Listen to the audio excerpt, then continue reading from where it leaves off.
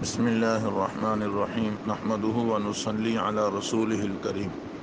ہماری آج کی گفتگو کا عنوان ہے عید الفطر۔ عید الفطر اہل اسلام کی عظیم الشان عید ہے جو رحمتوں اور برکتوں کو لے کر آتی ہے۔ اگرچہ ہر قوم اور ملت کے پاس کچھ دن ضرور ایسے ہوتے ہیں جن میں وہ عید مناتے ہیں، خوشی اور مسرت کا اظہار کرتے ہیں، مگر اسلامی عید کی شان سب سے نرالی ہے۔ میں آج کی مجلس میں اسلامی عید، خواہ وہ عید الفطر ہو یا عید الاضحیٰ ہو، اسلامی عید کی کچھ امتیازی خصوصیات عرض کرنا چاہ رہا ہوں۔ 4 خصوصیات اللہ تعالیٰ نے ہماری عید کو دیگر اقوام اور ملتوں کی عیدوں پر عطا فرما رکھی۔ نمبر 1، اسلامی عید کی پہلی امتیازی خصوصیت یہ ہے کہ ساری قومیں کھیل کود، لہو و لعب کو عید قرار دیتے ہیں، اور اسلامی عید میں اللہ کی عبادت، اطاعت، اس کا ذکر، یہ چیزیں ہوتی ہیں۔ اس کا نام عید ہے۔ چنانچہ بندہ عیدگاہ آتا ہے تو تکبیرات تشریق پڑھتا ہوا آتا ہے، اللہ اکبر اللہ اکبر۔ ایسی وہاں جب پہنچے گا تو نماز پڑھے گا، خطبہ سنے گا، واپس جاتے ہوئے بھی انہی تکبیرات تشریق کے ساتھ جب وہ واپس اپنے گھر کو لوٹے گا۔ تو اس چیز کا نام اسلام میں عید ہے، صرف کھیل کود کا نام عید نہیں۔ نمبر 2، مسلمانوں کی عید اللہ رب العزت کا عطیہ ہے، اور دیگر لوگ جو عیدیں مناتے ہیں اور تہوار مناتے ہیں یہ ان کے خود ساختہ ہیں اور من مانی رسومات کی پیداوار ہیں، ان کے پیچھے کوئی خدائی حکم موجود نہیں ہے۔ اس کے برعکس میں نے عرض کیا کہ اہل اسلام کی عید اللہ رب العزت کی طرف سے ایک تحفہ ہے۔ امام الانبیاء صلی اللہ علیہ وسلم مدینہ منورہ تشریف لے گئے تو اہل مدینہ کو دیکھا کہ وہ 2 دن خوشی مناتے ہیں، لہو اور لعب میں گزارتے ہیں۔ آپ نے فرمایا ما ھذان الیومان، یہ 2 دن کیسے ہیں جو تم گزارتے ہو خوشی میں؟ قالوا کنا نلعب فیہما فی الجاہلیت، ہم زمانہ جاہلیت میں اسی طرح کھیلتے کودتے تھے۔ فقال رسول اللہ صلی اللہ علیہ وسلم، آپ نے فرمایا ان اللہ قد ابدلکم بہما خیرا منہما یوم الاضحیٰ و یوم الفطر، اللہ تعالیٰ نے اس کے بدلے میں تمہیں بہترین دن عطا فرمایا۔ اللہ ان کو بہترین فرما رہا ہے، اور وہ عید الاضحیٰ اور عید الفطر کے دن ہے۔ تو یہ اللہ کی طرف سے عطیہ ہوا، یہ خود ساختہ ایام نہیں ہے جیسے کہ زمانہ جاہلیت میں لوگ اپنی من مانی سے اور اپنی منشا اور چاہت کے مطابق جب وہ خوشیاں مناتے تھے۔ ایک تیسری امتیازی خصوصیت اس عید کو یہ حاصل ہے کہ اس میں روحانی مسرت ہے۔ صرف ظاہری مسرت اور خوشی کا نام عید نہیں، دیگر اقوام کی عیدیں تو ظاہری مسرت اور خوشی ہی کا نام ہے۔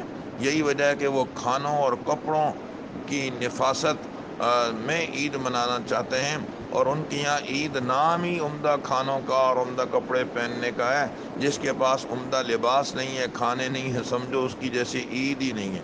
اہل اسلام کی عید نہ کھانوں پر موقوف ہے نہ عمدہ کپڑوں پر موقوف ہے۔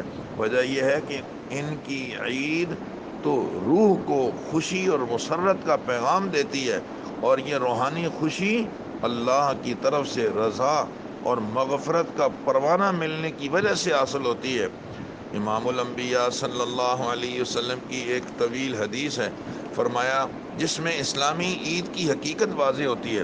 حدیث میں ہے کہ عید کی جب صبح ہوتی ہے تو اللہ تعالیٰ شانہ فرشتوں کو تمام شہروں میں بھیجتے ہیں، اور فرشتے تمام گلیوں اور راستوں پر کھڑے ہو جاتے ہیں اور پکار کر کہتے ہیں اے امت محمدیہ، اس کریم رب کی طرف چلو، اس کے دربار کی طرف چلو جو بہت زیادہ عطا کرنے والا ہے، بڑے بڑے قصور معاف کر دیتا ہے۔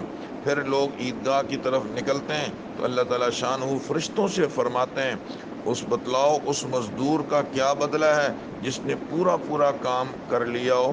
فرشتے عرض کرتے ہیں یا اللہ اس کا بدلہ تو یہ ہے کہ اس کو مزدوری پوری کی پوری دی جائے۔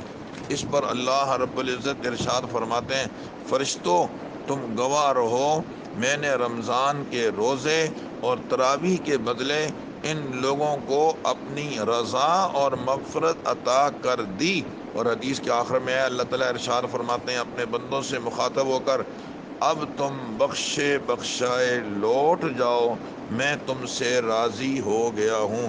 یہ ہے اسلامی عید، جس میں اللہ کی رضا کا پروانہ اور اللہ تعالیٰ کی جانب سے بخشش کا پروانہ ملتا ہے، جس سے روزے دار خوش ہوتے ہیں۔ تو یہ روحانی مسرت اور خوشی کا ذریعہ ہے ہماری عید۔ ایسی ہی اسلامی عید کی ایک چوتھی خصوصیت جو ہے وہ یہ ہے کہ اس میں اتحاد کا مظاہرہ ہوتا ہے، آپس میں یکجہتی جو ہے وہ اس کا اظہار کیا جاتا ہے۔ چنانچہ حکم ہے کہ تمام شہر والے لوگ ایک بڑے میدان میں جمع ہو جائیں، کالے گورے، مالدار غریب، حاکم محکوم، سب ایک اللہ کے سامنے ایک نبی کے طریقے پر اور ایک امام کی اتباع میں نماز ادا کریں۔ اس اتحاد اور طاقت کا مظاہرہ کرنے کے لیے ہی تو آپ نے فرمایا راستے بدل بدل کے جاؤ، جانے والا راستہ الگ، واپسی کا راستہ الگ، اللہ کی حمد و ثنا اور کبریائی راستے میں بیان کرتے ہوئے جاؤ، تاکہ تمہاری طاقت کا مظاہرہ ہو، آپس میں اتحاد کا مظاہرہ ہو اور دشمن پر رعب قائم ہو۔ اللہ تعالیٰ ہمیں معاف فرمائے۔ ہمیں تو عید دی گئی تاکہ آپس میں اتحاد کا مظاہرہ کریں، مگر آج اور دشمن پر جو ہے وہ رعب جمائیں، مگر آج مسلمان آپس میں ہی اختلاف رکھتا ہے، آپس میں ہی دست و گریباں ہیں۔ اس سے ہمیں توبہ کرنی چاہیے۔ یہ عید کی میں نے 4 خصوصیات عرض کی۔ مجھے آج کی نشست میں دوسری بات یہ عرض کرنی ہے کہ ہمیں آج کے دن بھرپور استغفار کا اہتمام کرنا چاہیے، کیونکہ آپ صلی اللہ علیہ وسلم نے ہر عبادت کے آخر میں استغفار کا حکم دیا۔ حج کے اختتام پہ استغفار کرو، نماز کے اختتام پہ استغفار کرو۔ تبلیغ والے کہا کرتے ہیں بھائی گشت مکمل ہو گیا، اب استغفار کے ساتھ واپس جاؤ۔ اگر ہم استغفار کا اہتمام کریں گے، انشاءاللہ رمضان شریف میں ہونے والی کوتاہیوں کو اللہ تعالیٰ درگزر فرما دیں گے۔ اور میری تیسری اور آخری گزارش یہ ہے کہ آج کے دن صلہ رحمی کا مظاہرہ کیجیے، اپنے رشتہ داروں سے ملیے اور محبت کا اظہار کیجیے۔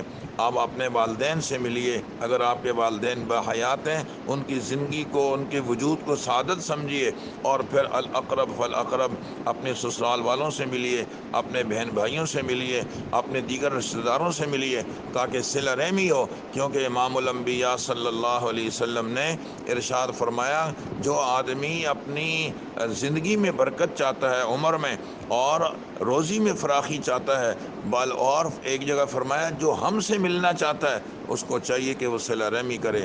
من وصلہ وصلہ اللہ ومن قطعہ قطعہ اللہ۔ تو آج کا دن ہے صلہ رحمی کرنے کا بھی، اور یہ موقع ہے کہ ہم اپنے رشتہ داروں سے مل کر محبت کا اظہار کریں۔ دعا ہے کہ اللہ تعالی ہمیں اس عید کے انوارات اور برکات نصیب فرمائے۔ عید الفطر سے متعلقہ کچھ احکام اور مسائل وہ انشاءاللہ دوسری نشست میں عرض کیے جائیں گے۔ وآخر دعوانا ان الحمد للہ رب العالمین۔